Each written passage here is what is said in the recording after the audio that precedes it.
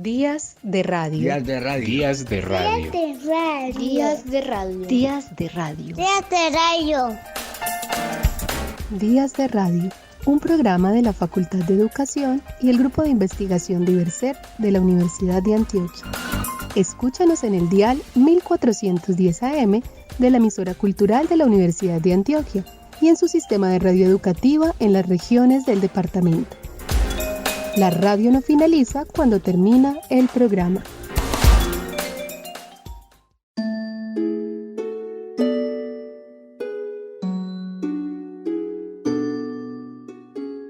La espiritualidad es un camino, una búsqueda, quizás una imposición biológica. Es algo que está entre el silencio y la palabra, la contemplación extática y la vida activa, el vacío y la nada. Hoy, en Días de Radio, queremos dejar a ustedes algunas reflexiones sobre la espiritualidad, que tiene múltiples sentidos. Por ejemplo, para Humberto Maturana se trata de un estado de conciencia caracterizado por la vivencia de pertenecer a algo más amplio que la propia persona. Para el sacerdote cristiano y poeta Hugo Mujica, es el amor como olvido de uno mismo. Para Dogen Zenji, célebre maestro japonés, la espiritualidad es cercana a lo que expresa el budismo. Estudiar el camino de Buda es estudiar el yo. Estudiar el yo es olvidar el yo. Olvidar el yo es ser iluminado por todo y por cada cosa. Dejamos a ustedes estas notas sobre la espiritualidad diversa y dispersa. Hugo Mujica, poeta y sacerdote, nos cuenta qué significa ser humano, cuál es la condición que nos instala en el mundo, un saber del no saberse y la necesidad que tenemos de constituirnos. Este fragmento hace parte de la primera conferencia del ciclo 8 Señas, organizado por la Universidad del Sentido.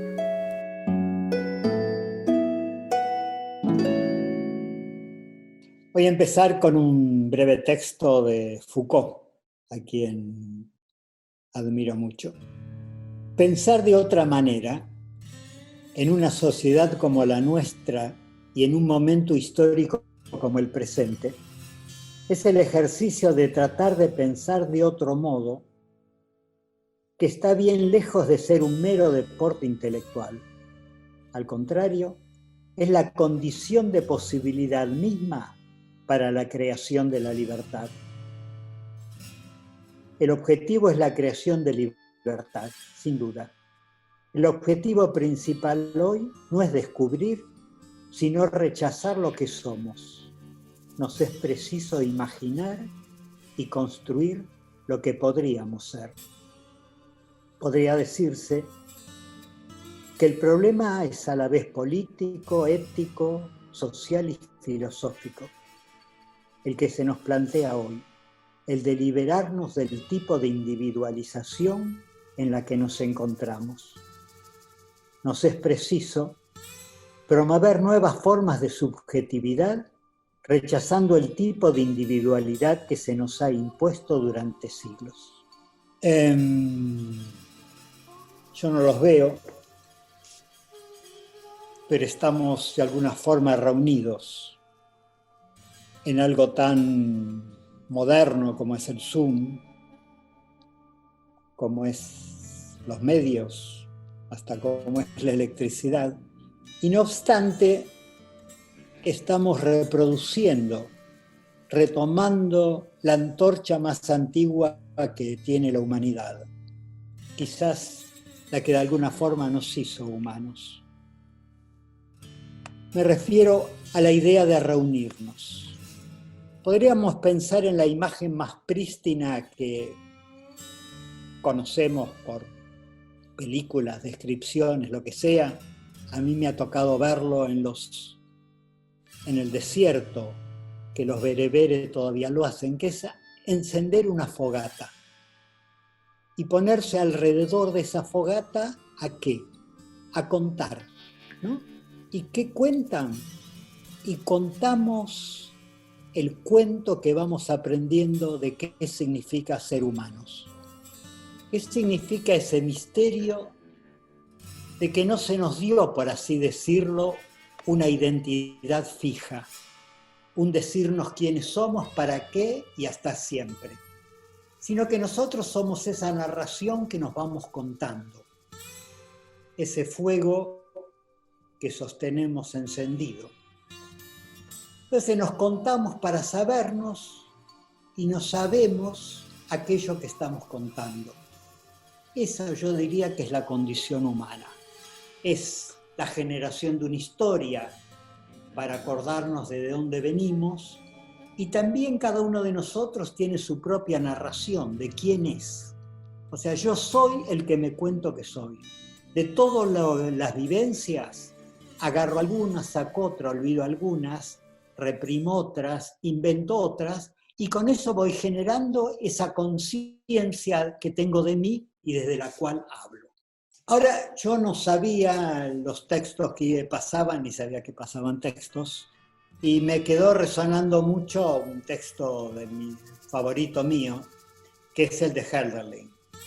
Y ahí habla de ser prisioneros del lenguaje con el cual nos sabemos, ¿no? Podríamos decir entonces que ser un humano es esa necesidad de saber. ¿Saber qué? Saberse así en un mundo. Ahora, la problemática viene en cómo nos traducimos, con qué lenguaje nos decimos, de dónde sacamos ese lenguaje para decirnos.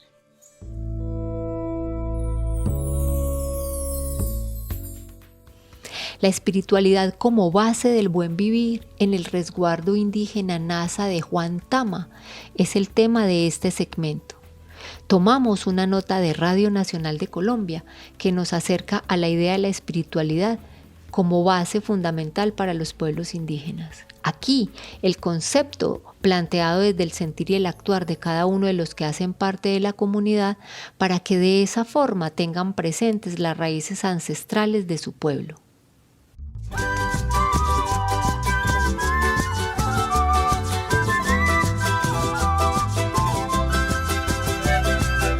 Es tiempo de conectarnos con nuestras raíces, sentarnos en la tulpa para comprender la ley de origen, cumplir el mandato y practicar en casa el CISPI. La espiritualidad es muy importante en este territorio porque es ella la que nos conduce al bienestar, a la armonía para nuestros hijos, para nuestra familia, para nuestra comunidad y también para la protección de nuestro territorio, que es lo más importante. Para nosotros la espiritualidad significa volver a encontrar con la Madre Tierra, a entender todas las señas de la naturaleza y aprender a leer el espacio natural.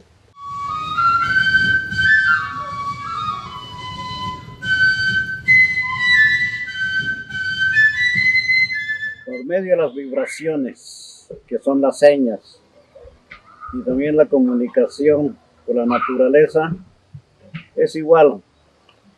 Damos concentración, análisis en la vibración en la seña del cuerpo. Y lo mismo por medio de los sueños tenemos comunicaciones. Consiste en estar bien con uno mismo. Cuando uno está bien con el alma, con el corazón, también está bien con la naturaleza y los seres vivos que existen en la naturaleza. Eso significa la espiritualidad, pero en esa enseñanza de la naturaleza, cómo encontrar con las plantas sagradas para poder armonizar a las personas, al territorio, a blindar el territorio, porque si no entendemos nuestra medicina propia, es complejo el tema de autoprotección como pueblo, y por eso es muy importante rescatar, organizar y orientar todo el proceso espiritual, todo el proceso sagrado que va enmarcado en los procesos de las ceremonias.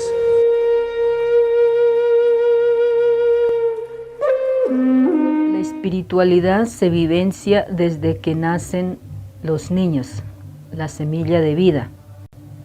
Allí entonces los padres tienen en cuenta al sabio espiritual para que antes de la preconcepción empiecen a armonizar los cuerpos de la pareja.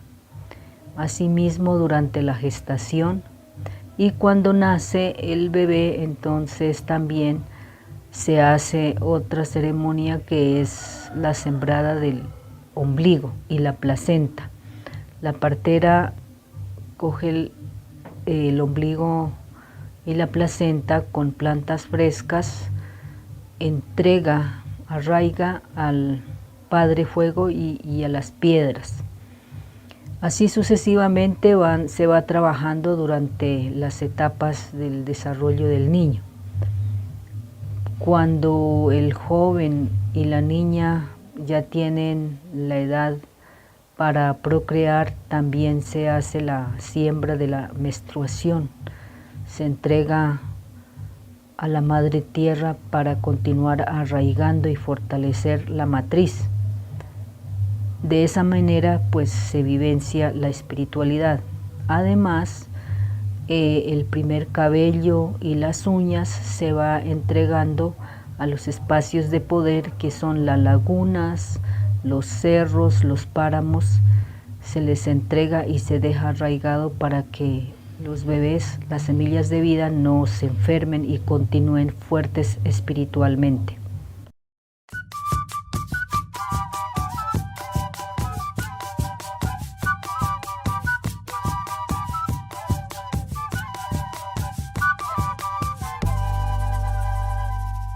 La espiritualidad desde la juventud es un espacio de aprendizaje, un espacio de enseñanza, ¿sí? Para mí la espiritualidad es algo muy bonito que se ha vivenciado desde varios territorios, y cuando usted va a un sitio de poder, usted tiene que dejar que las malas energías se vayan y que las buenas regresen para que en ese sitio no haya malas energías y que siempre haya buenas. Seguiremos los saberes ancestrales, puras en las plantas las señales, el andar del tiempo, el sol, la luna son verdades. Sara Echeverry comparte un texto de Juan Mayorga, dramaturgo español que con su compañía La Loca de la Casa, como Teresa de Jesús nombraba a la imaginación, ha recreado en La lengua en pedazos un enfrentamiento entre la mística y un despiadado inquisidor. Como en otras obras de Mayorga, este enfrentamiento nos presenta no a dos antagonistas. Estos personajes son el fantasma, el doble, el ángel o demonio, uno del otro.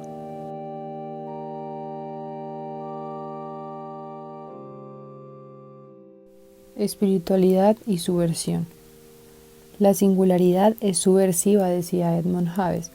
Recuerdo esas palabras cada vez que pienso en Teresa de Jesús.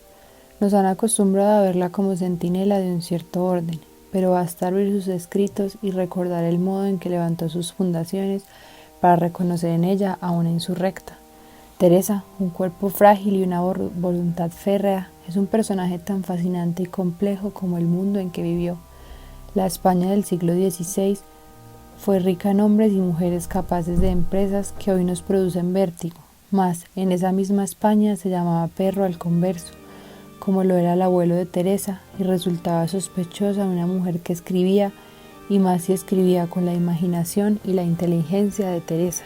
Mujer contemplativa y de acción, no hay en Teresa brecha entre la visionaria y la fundadora de monasterios. En Teresa la oración es acción, y cada acto es un modo de orar. Ambos están atravesados por el amor, y ese amor hace de Teresa una subversiva que desestabiliza espíritus, pone en crisis instituciones y divide sociedades. Teresa se nos aparece como personaje a contracorriente, intempestivo en su propio tiempo y en el nuestro. Por eso mismo es Teresa necesaria. Su interés, hace falta decirlo, no depende de la creencia. Como Francisco Brines sobre Juan de la Cruz, pienso sobre Teresa que un ateo, aunque no crea en su mística, puede sentirse fascinado por el ser humano que se apoya en ella, y puede y debe sentirse interpelado por ese ser humano. Al fin siempre será menos importante lo que nosotros podamos decir sobre Teresa que lo que Teresa puede decir sobre nosotros.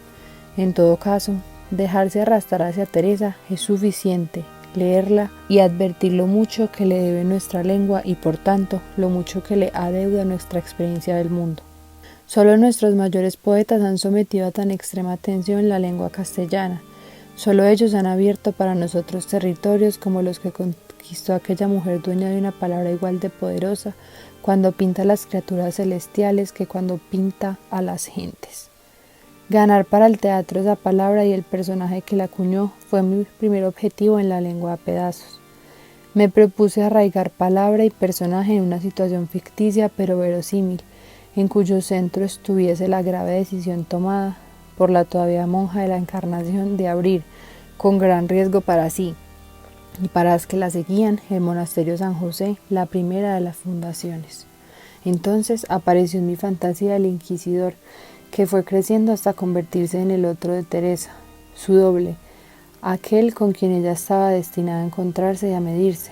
El inquisidor la acorrala con incómodas preguntas, la enfrenta a momentos de su vida que acaso ella querría olvidar y prende en su corazón la duda, que como todo en Teresa es un incendio, y poco a poco, en el diálogo entre ambos personajes va apareciendo un tercero, la lengua misma, que transforma vidas y hace y deshace mundos.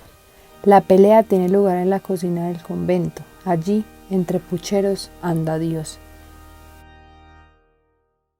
María Isabel Giraldo, Daniela Vivas, Nancy Alzate y Valentina Uribe leen para ustedes fragmentos del artículo Pluralidades de un diálogo trascendente, desplazamientos de la poesía mística en Colombia, un recorrido por las relaciones plurales entre poesía y mística.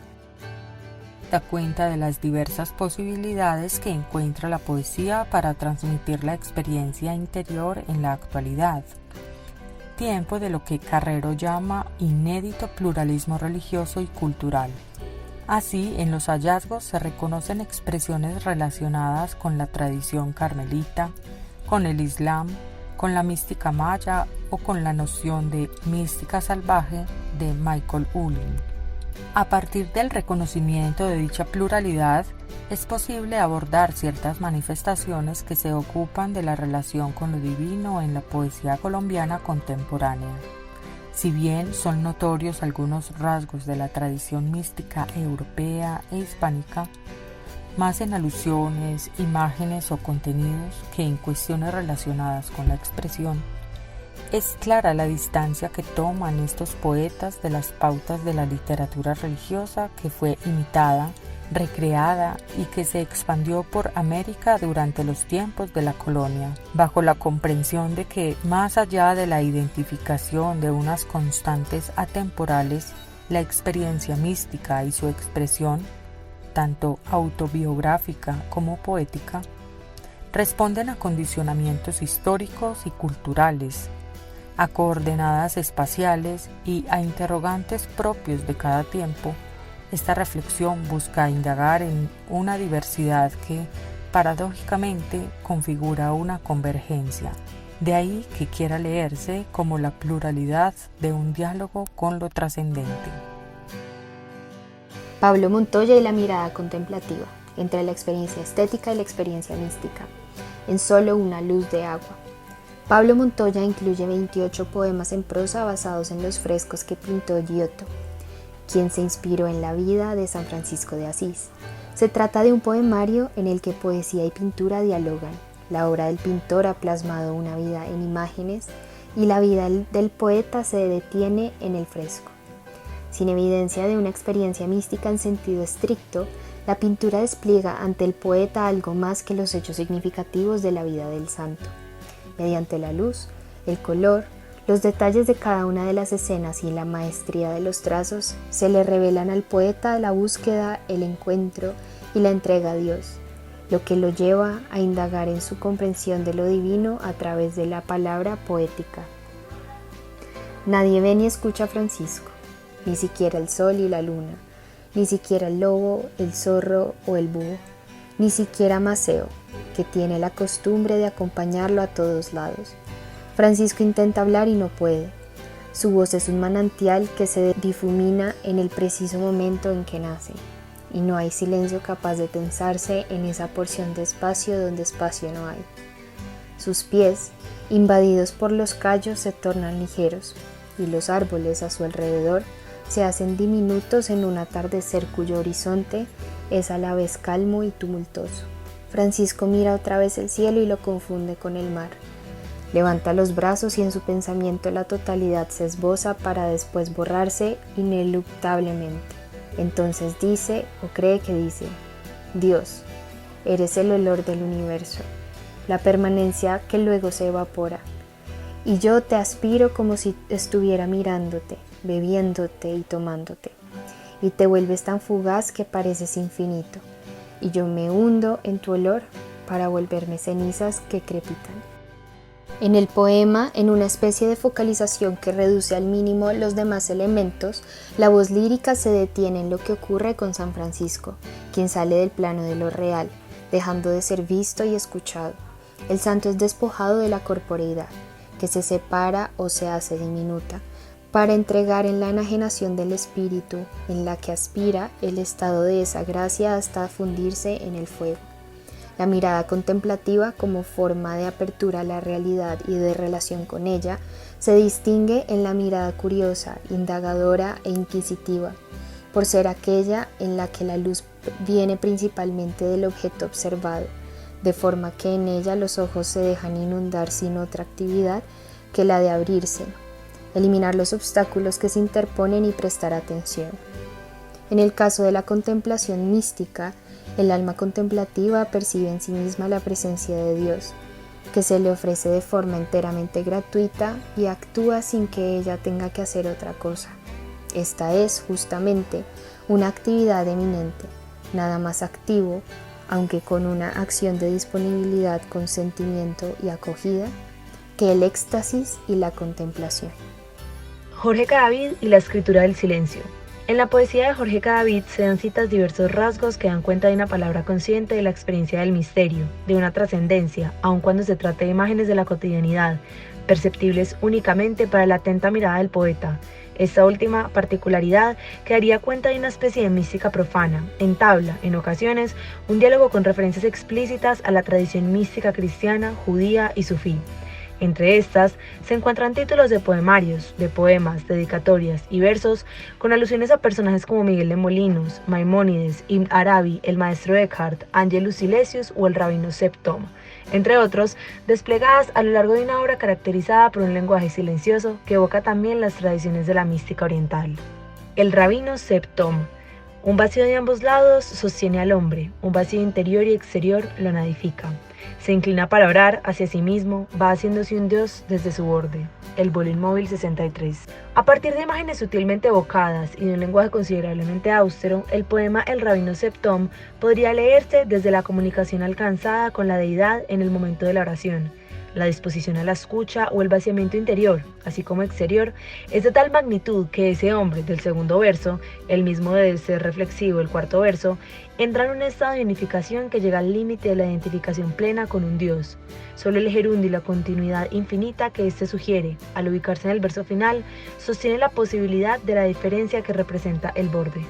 Si bien el silencio no aparece explícitamente mencionado, está presente a lo largo de toda la imagen, en la apertura interior, en la nada en la que entra el hombre y en Judith Bautista y la expresión teopoética. La producción de Judith Bautista se vincula con la corriente teopoética, tendencia con mayor influencia en el campo de comunidades religiosas que en el campo literario y que, como la propia Bautista lo indica, buscábamos desentrañar el sentido de nuestro quehacer como poetas y escritores, compartir el camino de la teopoética, inmersa en una realidad agobiante, urgida de resistencias y esperanzas para vislumbrar caminos, aventurar propuestas de vida desde una teología artística. Teopoética refiere entonces a la intención de vivir una práctica poética fundamentada y coherente con nuestra experiencia de Dios, llenar de belleza, bondad y verdad cada acto de la vida. Aquí, el arte pasa la frontera de lo personal y acuna la fuerza de lo colectivo. La teopoética transita así, por caminos nuevos, por senderos de esperanza y solidaridad, por experiencias comunitarias de búsquedas colectivas. tercamente. Llegó el novio y las que estaban preparadas entraron con él al banquete de bodas. Mateo 25, del 1 al 12. Estar en vela, cada día, las lámparas encendidas, sin tregua y sin descanso, tercamente apasionados por tu reino, tercamente enamorados de tu palabra, tercamente pobres, tercamente limpios, tercamente hermanos, tercamente tuyos. Libres, Señor, para perderlo todo, para gastarlo todo, para arriesgarlo todo. Libres para ser el grano triturado. Andariegos sin dónde reclinar la cabeza, con la mano extendida, los oídos despiertos, la vida hecha morada para dejarte entrar. Descalzo y silencioso, robándonos la vida, los sueños, el aliento. Transformando a tu paso, recreándonos en ti. Permanecer en vela, calladamente siempre. Tercamente a la escucha, tercamente en camino. Tercamente mansos, tercamente libres, tercamente hermanos, tercamente tuyos. Desde el epígrafe, el poema se inscribe en la tradición de unión con la divinidad por medio del vínculo marital, imagen paradigmática de la simbología mística, junto con las del peregrinaje y la perfección o vida trascendente. De acuerdo con Underhill, la imagen del viaje se le propone al místico como un abandono del mundo de lo visible y una entrada al mundo trascendental, modo trascendente o exterior de aprender la realidad, mientras que la del amante supone una transformación interior, una transmutación del ser humano terrenal en celestial, modo inmanente o interior. La simbología de la vida trascendente, propia de quienes creen en la existencia de una extraña semilla espiritual dentro de ellos, también se inscribe en la idea de una transformación interior. La idea de esta reflexión es dar cuenta de los desplazamientos y de las posibles relaciones entre la palabra poética y un fenómeno que trasciende la limitada perspectiva desde la cual ha sido asumido.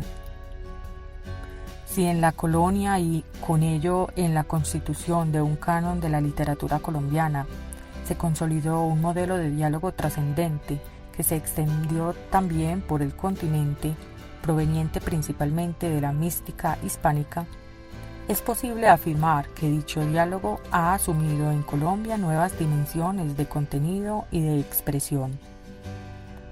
Asimismo, han aparecido nuevas preocupaciones en la poesía contemporánea, que conservan la búsqueda atemporal de una experiencia de comunión con la divinidad, a la vez que apuntan a la necesidad de pensar una noción ampliada de la poesía mística que sea consciente de dicha pluralidad. Y desde estos nuevos lugares, que en los casos analizados se ubican en la experiencia estética, la experiencia del silencio, los estados modificados de conciencia o una mística que se interroga por la realidad social de su tiempo. Esta poesía da cuenta de la percepción de esa unidad anterior a la inmensidad del tiempo y del espacio, de la que hablará el poeta Emilio Sosa López. Días de radio. Días de radio. Días de radio. Días de radio. Días de radio. Días de radio. Días de radio, un programa de la Facultad de Educación y el Grupo de Investigación Diverser de la Universidad de Antioquia. Escúchanos en el dial 1410 AM de la emisora cultural de la Universidad de Antioquia y en su sistema de radio educativa en las regiones del departamento. La radio no finaliza cuando termina el programa.